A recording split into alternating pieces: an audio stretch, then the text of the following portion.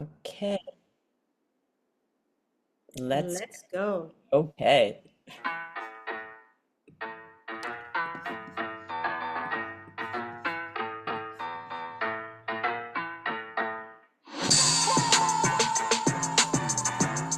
Hey guys, we are here. This is Başak. Hi, here we are. This is Kate. You got it down this time. I did. Hi, Okay. Hi. How are you hi. How are doing? you? Let I'm me take great. you. I'm great. We keep changing spaces, it looks like.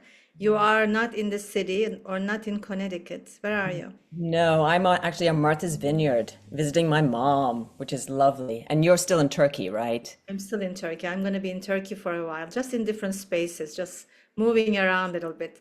Beautiful. Today, I'm so excited. We have a wonderful, wonderful guest, Yes. a teacher, a friend, many, many, many things. I'm going to have Dayal Guaranga. Please turn on your camera to say hello. Hello. Hello, welcome. Thank you for having me. It's wonderful to be with both of you guys. It's Thank you. amazing to be with you. And today we have a very interesting topic, and I thought that you would be the best person to talk into that topic.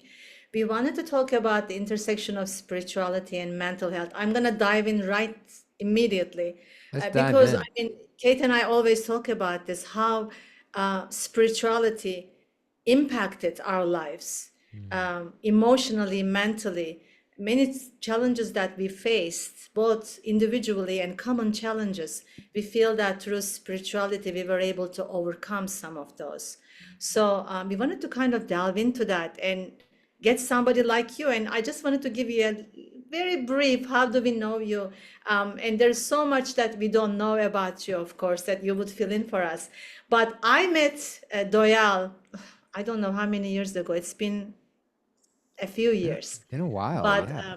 through our common friend and a teacher, Yogi Charu. And Doyal has been such a guiding light in my life. He is a very young, old soul. He, from 18 years old, he became a monk, and he dedicated himself to a life of spiritual study, reflection, and service. And after many, many trips to India and all over the world, many, many times, Dayal, you've done many things. You were the director at Bhakti Center and you do a lot of lectures. You are now an IFS coach. So there's so much that you've done to work around bringing light into this world. And after about 10 years of nomadic life, you actually became a married man with two babies, two little dogs. Oh, You're currently Two, living two, in two, just two furry recently babies, in New yeah. Jersey. People always ask us, did you adopt your dogs? And we say, no, there are biological dogs. As dog owners ourselves, we totally relate to that. great answer. I'm using that if you don't mind. Yeah, perfect. So, yeah, welcome again. There's many things that I can tell about you, but I've done my first India trip with you. So you have a very special place in my heart. So I wanted to say that. Aw, and you have a very special place in my heart, Bashak, and the times that we've got to connect in so many places. And Kate, you are entering into my heart, and I'm opening some Oh, space for you, and glad that we get to share this as well. And just grateful for the service you guys both do on this show for people to be able to listen to your wisdom and to give other people a platform to share as well. It's much needed with so much noise and things going out there into the airwaves to be able to put something of empowerment, of upliftment, of positivity and encouragement and wisdom is really, really valuable. So thank you for what you both are doing. thank you. That means so much coming from you. Thank you. So let's dive into it. So, how do you see the intersection of spirituality and mental health? Like, and I know it's a huge question, but what's the first thing that comes to mind when that's the topic for you? The first thing that comes to mind is that the two are more closely related than we think. And I do genuinely believe that they're in some ways not meant to be separate. We talk about where for me, I'll talk about a personal story. For me, those two tracks ran on separate rails for many, many years. My spiritual journey began before my mental health journey. the awareness of my mental health journey, I would say, right? Most of us are on a mental health journey that we're not aware of, and we don't realize what's going on internally. And then we become more aware, and it's less taboo. It's a big buzz topic. Everyone's talking about mental health these days. But my spiritual journey began when I was a teenager, and as Bashak mentioned, when I was 18, I did what all my friends were doing. I dropped out of college, moved out of the house, and became a monk. And You have I did some that. good friends, good influences. No, nobody I knew. I lost a few friends along the way. Um, Well, but I did that for 10 years, and it's a great way to get to know yourself, to study, to understand higher reality, God, yourself, the world, etc. But it wasn't until I got married 10 years later, I moved out of the ashram, moved out of the monastery, I'd met my wife, and the rubber really started to meet the road in terms of things that you can avoid and escape about yourself, even in a monastery, right? What I learned is that living as a monk or a life dedicated to spiritual service teaches you how to serve everyone or serve the world. But then when you get married or in an intimate relationship of any kind, you have to learn to love someone in a very specific way. And that just pushes all the buttons in you. And Yes. I found myself, crawling into um, 12-step rooms for codependency and starting to dig into my relationship with my alcoholic father who has been deceased and all of those things. And it ran on separate tracks. Like I had my spiritual life and my service, and then it kind of had this whole other thing I was just doing on my own with a whole other group of people that had no idea about my spiritual background, diving into personal life traumas, diving into my depression, anxiety, whatever it may be. And it was just kind of like this semi double life you're kind of just leading and not knowing where they intersect or bring together. Um, but interestingly enough, I found that mental health, as I see it, we like to pathologize things a lot. I have depression, I have anxiety, I have OCD, I have an eating disorder, whatever we may see it as. Whereas from a more holistic lens that I look at it, we just recognize that those are behavioral patterns that were adaptive strategies that parts of us picked up along the way to deal with whatever was going on inside. And those things can change, right? And the way that it changes is through spiritual integration, right? Where we reach out and find the part of us, the real us, the capital S self, that's untouched by our trauma, that is eternal, that is our voice of calm, connectedness, and that's connected to something greater than ourselves, right? That's Yeah. able to kind of connect us and that power that is greater than ourselves, which sort of transcends whatever we might be going through mentally, emotionally, etc. So yeah. that's a long answer to your question, but maybe we got some stuff to go on from It's there. a good answer. I'm curious, what triggered specifically for you to think about how can I use this, how can I combine these two separate tracks, and how can I use this everything that I know and learn and practice in spirituality to maybe heal parts of myself? Or is that how you would use that term? Is it a healing or is it reconnecting? How did that come about? Yeah, well, as I mentioned, my healing journey began in 12-step rooms of Al-Anon and ACOA. I'm not sure if you're familiar with those programs. They're 12-step programs for relationships, basically. People who have a loved one or grew up with somebody who has an alcoholic background. My father was an alcoholic, deceased when I was 18, right when I was moving into the ashram, monastery, um, and it's a place for inner child work. And the whole premise of it is a higher power, Right. right? So they have I a spiritual element to admitting that you're it. powerless over the effects of X, Y, and Z, but coming to believe that a power greater than yourself can connect you back to yourself, and then learning what it's like to then live in that awareness and realizing that I can't do it on my own, and that's the way it's supposed to be, and just learning to connect with that. And and then some years later, I stumbled across, you mentioned I'm an IFS coach, which is my full-time career now, internal family systems, which itself is a way I found that's sort of where the pieces clicked into place for me, where these two worlds began to come together. Because internal family systems is a way where it taught me that all self-healing models. And we're talking about mental health, and I'm talking about self-healing, trauma, etc., because I genuinely believe and experience that what we consider mental health are symptoms of something deeper going on in us, right? Mhm. It's not just a chemical, that might be the way that it's manifesting, but the root of it is something much deeper, Mhm. right? It's a symptom of something that happened more deeper inside of me. And the goal of any self-healing or mental health transformation isn't just to cure the symptom of what's going on, it's really self-awakening. Yeah. It's really to connect with that self in us, which is the true healing agent for whatever is hurting inside of us. So my depression, my anxiety, my uh, binging and purging of eating, my OCD, right? Even potentially my bipolar, whatever I might get diagnosed with, are parts of me that have developed the strategies and are hurting inside. And the healing really comes from a witnessing, first and foremost, by ourself with a capital S, right? Right. And Right. so what does it mean to first and foremost to connect with that? And then from there, there's wisdom, clarity, connection that flows. So my question is, I understand that completely, sort of this separation. It's interesting you say my trauma, because then you're owning it rather than it being something which is interesting. I think part of it is learning to separate, like that is not Mm, me, right? I am yes.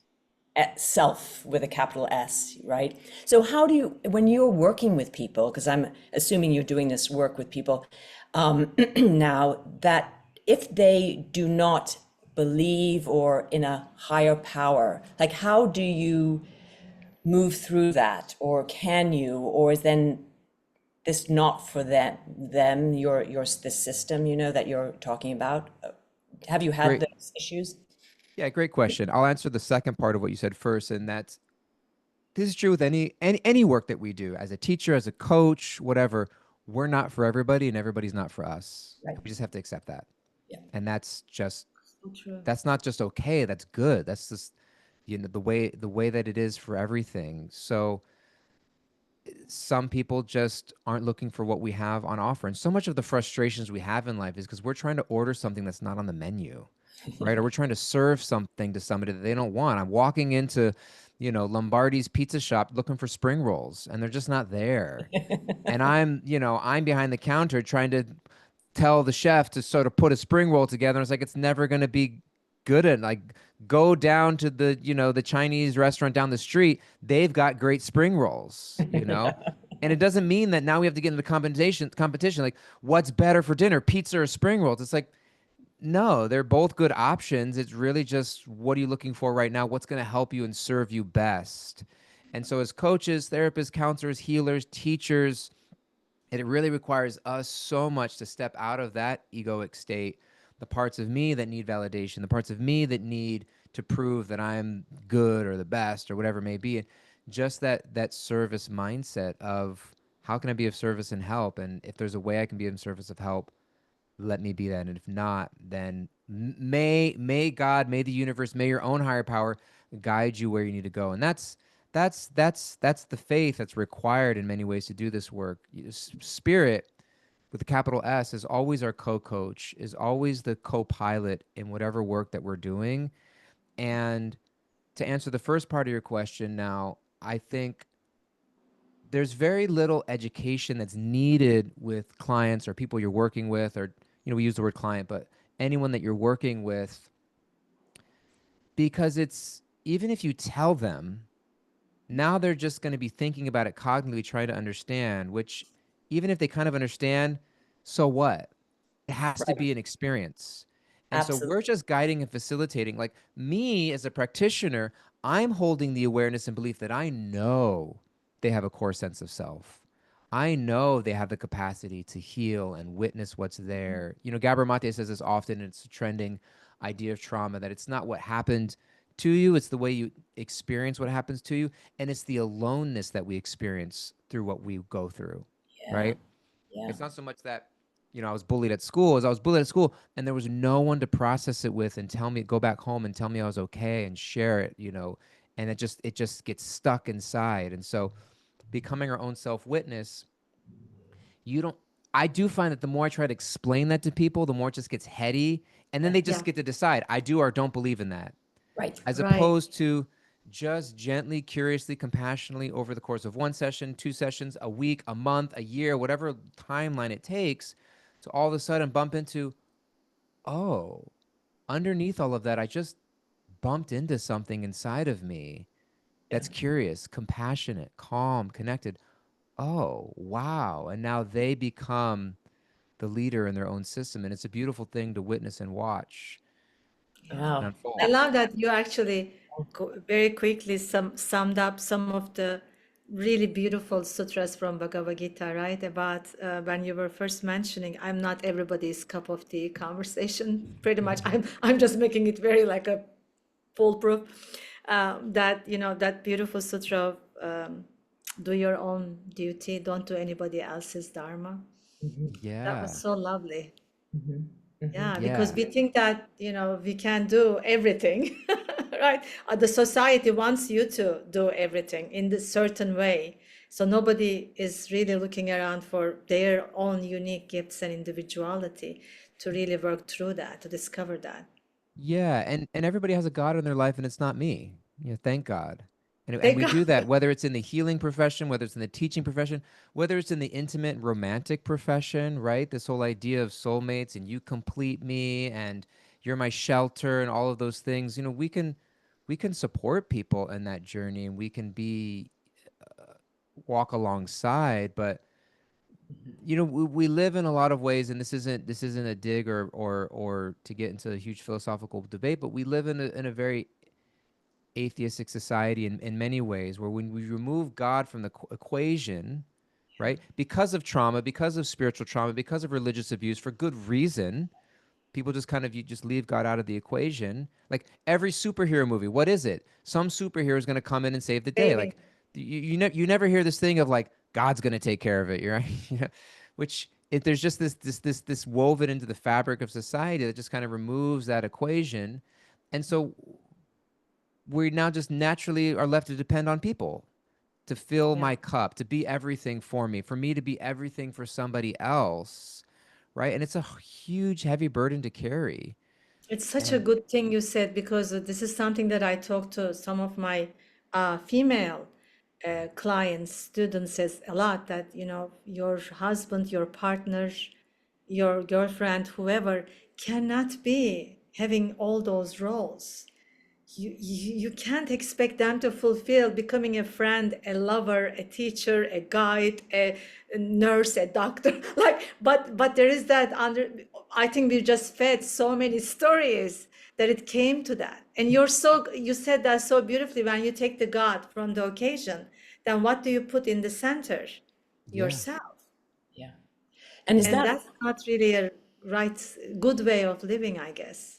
yeah, it was Romeo. I know you're going to say something, Kate, but I just want to quote the quote real no, go, quick. I go, quote go. often in Romeo and Juliet. Shakespeare writes where Juliet refers to Romeo as, "You are the god of my idolatry." You know, so we just It can talk replace. into that. What's that? I Our love Shakespearean. Shakespeare. Thank you for Yeah, bringing up Shakespeare's Shakespeare. brilliant, right? I And so know. he himself is recognizing what we're doing, right? We're putting somebody in the place of, that role. Anyways, you were going to say something, Kate. I wanted to. Well, and then look what happens to their relationship. It doesn't end so well. So, right? Right. Misunderstandings. So I was going to say, sort of circling back to how you went from being a monk into the married life, and then that's when you were faced with these issues. And was that a slow process for you, or was it like, or was it like, bam, suddenly I'm realizing I haven't dealt with all these things because I've been living on this higher plane in some way? How did that process work? I'm It curious. was it was it was both. It had multiple moments of bam realizations, and then it also has it's still ongoing to this day, right? Recognizing things, patterns that are unfolding. It wasn't until after I got married that I even realized my father was an alcoholic, and I Wow. I, I had a moment where I remember that I was walking. My wife was still living. We weren't married yet. I was living in the city. She was living in New Jersey, which is where she's from. And I dropped her off at the train station. She was going home, and I was walking from the train station back to the Lower East Side where I was living. I was on the phone with my sister, and I was starting to notice some kind of things in myself. You know, a lot of it comes because you're trying to fix your partner. Like, oh, let me fix all the things in them. And then you're realizing, like, wait a minute, there's a few things in me that maybe I'm trying to substitute for. Like, these are all the things that you need to work on. It's like, wait a minute, these are things about me. This is actually about me, right? And Yes. so I remember I just was asked my sister, who's 3 years older than me. We grew up, and I just said, was dad an alcoholic? You know? And, I didn't see her face because we're on the phone, but she just kind of, I imagine her face would have just been like this confused, like, duh. She was like, yeah, like, what do you mean? And I remember in that moment, I was on the streets of Manhattan on 34th Street coming home. It was like a Sixth Sense moment, like the end of the movie where you just like, oh, this awake, like, and I Mm. just started bawling. I literally just started crying and heaving, and I didn't even know why. It was like something uncorked in me. There was a sense of like, what else do I not know about myself that I've been in denial or not aware of? And also, I think looking back now, I'm even having this thought for the first time. I think it was a part of me that felt relief to be seen, to be like, finally, like there's an awareness here, and we're moving towards some reconciliation and integration. And so, that was really when I knew in myself there's something here that I need to look at that's being uncorked. And I started asking questions and searching and looking and seeing how much of the legacy burdens of my father were passed down into me, the depression or the whatever it may have been. And so there are moments like that. And even today, you Mm. know, patterns that I realize and how I relate to my mom was a single mom for a long time. My parents divorced when I was 3. I saw my dad every other weekend, and my mom was kind of everything to me growing up. And it was like, if for whatever reason she was overwhelmed or busy, it freaked me out because who else is there going to be? So now I'm a 40-year-old man married to a woman. And it's like I'm clinging. If my wife is busy and upset or just in her own world, I'm like clinging to her. Like, hey, do you notice me? Like, you want to hang out, or are you upset with me right now? And I'm just like, oh my god, like this is like a 4-year-old me picking up, and you know Yeah, because these she deals patterns she that deals you, with life and stress by like kind of retreating and going into her own world. I deal with life and stress by reaching out and needing someone to Excellent. mirror me and say hello and tell me I'm okay. And it's like, oh, God, just treating her like my mom. And so recognizing that pattern and like, okay, make a U-turn, go inside and see what's going on. And then again, we call that anxiety or codependency or depression or whatever you may want to refer to it as. And it's like those are pathologizing words we use to try to understand something, but it's something much more dynamic internally. yeah. This is also mature. It's so beautiful that you're able to recognize yourself. And, that brings the question to me that, you live this monk life. And then I wonder if there's a certain amount of when you are living, like Kate was saying, on a kind of a higher plane, right? Kind of little bit removed from the daily earth stuff, let's say. And then you might feel like a little bit more above some people. And now you're faced all of a sudden, all this, like, how is that moment? And is your spirituality really helps you to quickly see that, quickly resolve that? Yeah. And I'll say this, I mean this genuinely, not like in a false sense of humility, but like I never felt above people. And I think people have misconceptions of what it means to live as a Mhm. monk. I was just in India just this past February. I went on a pilgrimage, Bashak, and we took some people to the Govardhan Eco Village. We spent some time with Radhanath Swami, who's one of my Amazing. spiritual teachers. And he's been a monk his whole life. And there are monks living there in an ashram. And he gave a presentation, a seminar to our group, and then there was questions and answers. And somebody asked a somewhat similar question about this happens whenever you go to India or go on pilgrimage or go on a weekend retreat or do whatever, go to Turkey with Bashak for a week. You're living in this spiritual bubble. Then it's like, well, how do I then take this home with my day-to-day life? Whereas if you're living as a monk, you're just kind of able to remove yourself from all of those things, but we're dealing with our minds and our daily life. And he said, you'd be very surprised what goes on in the minds of monks. What does? What Exactly, does? right? And we're human, and so I never felt like above, but it there is a certain shelter and a way in which your life is Ordered almost. ordered in a Yes. way that allows you to have certain resources and support. And yeah, you're there's less direct interaction with the material energy. So Vedic psychology, Vedic philosophy has an understanding of the energies of the material world, the three modes of nature. And it's when you're outside of a temple or an ashram and you're just going to work, or you're watching TV, or you're interacting with family. Ramdas, I think it was somebody, might have been Ramdas, who said, you know, as soon as you think you're spiritually enlightened, Go go spend time go with spend some family. time with your family, right? Yes. You know. Brilliant. Brilliant. Yeah, and Mother Teresa said something to a similar effect, that and less of a joke, but more of just, the most spiritual enlightened thing you can do is go love your family, Oh my right? God, beautiful. Yeah. And to that nuclear unit of wholeness, of connectedness, of, like, Yeah. the individual extends to the family, extends to the city, extends to the nation, extends to the globe, right?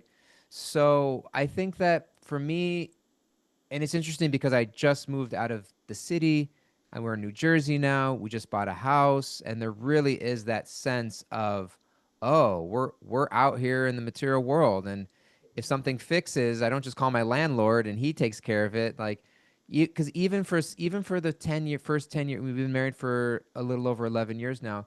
The first 10, 11 years of our marriage, we're still kind of in, like, monk and monkette mode, where we were just kind of living full time in service for our community at the Bhakti Center on the Lower East Side of Manhattan, and just living in apartments, not having kids, and kind of in that mode. And so, what I will say, that my time in the ashram and spirituality given me, it just gives you context and perspective more than anything. It doesn't make the challenges of life easier. Doesn't mean that those challenges go away. Doesn't mean you still experience the same things internally. It just means that you have a different, context or respect. I'll just, the first 3 weekends that we were here, there was some upheaval taking place time and time again. We're like, as soon as we move to New Jersey, like, we just can't wait to get there. We're going to settle in and have our house. The first weekend we get here before we move in, we're going to the store to buy some furniture, and a tire blows in our car, Oh, right?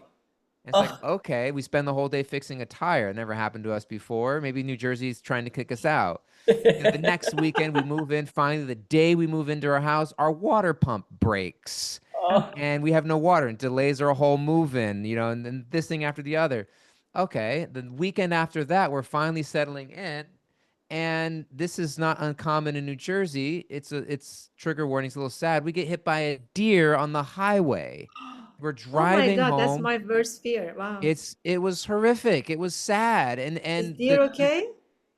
the deer was not okay. No, the No, deers, they don't make it. no, Oh no. They don't make it. But you guys were okay. It didn't. We're okay, fortunately, but Yeah. the entire side of our car window smashed.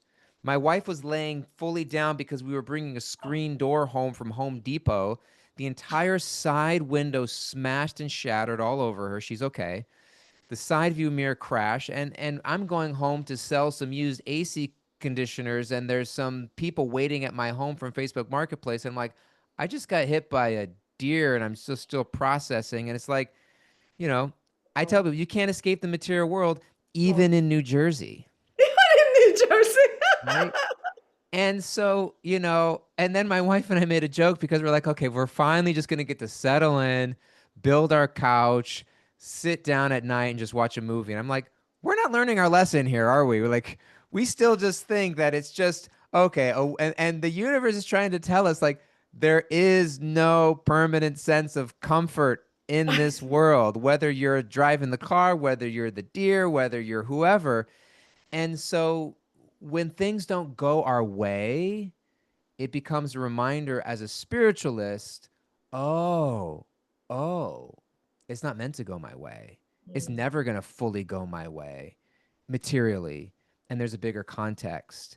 And so that's sort of what you gain and what you get. It's not that, oh, nothing bothers me anymore, or things go my way all the Right. time. And But I do imagine you, and this is where it's could be very wrong, but maybe you could tell us, when these things happen, you don't like scream at the universe and "Arr!" like how are you managing your, reaction to these things? Honestly, like are you, because I would think with that training that you have a little bit more of a control over that.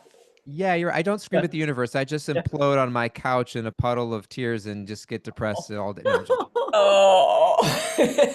I think there is all of that. I don't Yes. I'd be lying and said Yeah, that we all deal with it in different ways, of whether course. it explodes in anger or it implodes in but I think that there is a, and this is also where we go back to the spirituality aspect of it, right? Mhm. So there are different ways of defining spirituality, and there are two main components that I see of it. One is spirituality is anything that connects us to the eternal. Mhm. So as you're mentioning, referenced the Bhagavad Gita, Bashak. In the very beginning, one of the first things that Krishna says in the beginning of the second chapter of the Gita, he defines what's reality and what's illusion. And he defines it as that which is eternal, not which is temporary. So there's no real sense of evil or bad or that's not good for you. It's just what's eternal and what's temporary. And what are the consequences of attaching ourselves to the temporary? And what does it mean for me to really have an experience and connect with the eternal me, right? That's not my body. That's not my waist size. That's not my skin color. That's not my hair color. That's not my gender. That's not my sexual orientation. That's not my job. That's not my bank balance. It's not my reputation. It's not my number of social media followers, right? Not my depression. It's not It's not my my. depression. It's not Yeah. my anxiety, right? It's not my emotions. It's not my mental state. It's not my political ideology, right? It's not my nationality. It's none of it. So the eternal and the recognition of something greater than myself, Yeah. right? Beautiful. I think you really summed this up, and we are at the end of our time. And this was like No. perfect summation, like a dot, dot, dot. There's nothing else to say to this. Thank Okay, you. thank you, There's everybody. one Goodbye. We'll thing see you next permanent. time. See you next time. There's one thing permanent though. Whenever I'm in your presence, Doya, it's guaranteed that I have this incredible experience of heart opening, laughter, joy, as signs of a true spiritual person that I'm missing. Thank you so much. Yes, Thank you. I felt that too. Thank you so much. I feel like the conversation keeps Brightened our going. day. Yeah. Yep. Yeah, we got to keep it. Let's just stop the recording and just keep talking. Okay. Sounds great. So thank you so much for joining us. And I think we are going to have to invite you back. This was just not enough. I would love to be back. I'd love to connect with you further and keep the conversation going. I feel all the same things that you guys shared. It was joyous, just like being with friends, and it was really inspiring for me as well to Thank you. share and hear from you. Thank you Thank you so so much. much. We're going to play a little music as we Let's go do on it. our way. Should we do that? Okay. Goodbye, everybody. Thank you. Bye, everyone. Thanks for listening. Thank you, Doya.